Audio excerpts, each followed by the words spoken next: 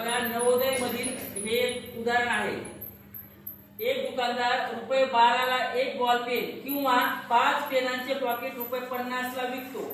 23 ball pen घेण्यासाठी किमान किती खर्च येईल? आता या ठिकाणी उदाहरणामध्ये तुम्हाला काय सांगितलंय की एका बॉल पेनची किंमत किती आहे? ₹12 आणि 5 पेनचे एक पॉकेट घेतलं तर ते आपल्याला ₹50 ला पडतं। ₹12 ला एक पेन जर म्हणलं तर ₹12 प्रमाणे आपल्याला 5 पेनचे किती रुपये पडणार आहेत? 12 पंचे ₹60 पडणार आहेत, बरोबर। आणि आपल्याला 5 पेनचं एक पॉकेट ₹50 ला देत आहे। किती रुपयाला? ₹50।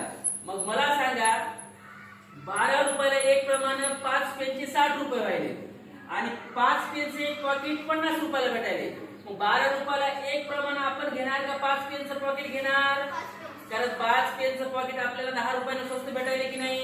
आपण दुकानदाराला म्हणणार आहेत का की मला ₹12 ला एक प्रमाणे 5 पेन दे, 5 पेनचं पॉकेट दे, मला 5 पेनचं ₹50 ला पॉकेट नको, 12 पंचे ₹60 दे, आपण असं म्हणणार आहेत का? नाही। आपण 5 पेन जर घ्यायचे असतील तर ₹50 ला घेणार, म्हणजे त्या ठिकाणी ₹10 आपण डिस्काउंट भेटायला आहे आपल्याला, म्हणून आपण ₹10 डिस्काउंट घेणार। म्हणून मग आता 5 पेनचे आपल्याला ₹50 द्यावे लागले। मग जर आपल्याला 23 पेन घ्यायचे असतील, 23 पेन घ्यायचे असतील तर तिथं 5 पेनचे 5 पेनचे किती सेट व्हायले? 4 सेट होतात। 5 पेनचे किती सेट होतात? 4। मग ₹50 प्रमाणे आपण 4 सेट जर घेतले तर ते ₹200 होतात। किती रुपयाचे होतात? 200।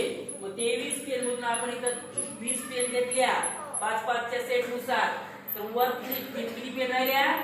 3 पेन राहिल्या। किती पेन राहिल्या? 3। मग 3 पेन साठी आपण किती रुपये खर्च करणार? ₹12 प्रमाणे 3 पेन म्हणजे 12 ₹36 खर्च करणार। मग या दोघांची जर बेरीज केली तर 6, 3, 2 आपल्याला 23 पेन घेण्यासाठी किती रुपये खर्च येत आहे?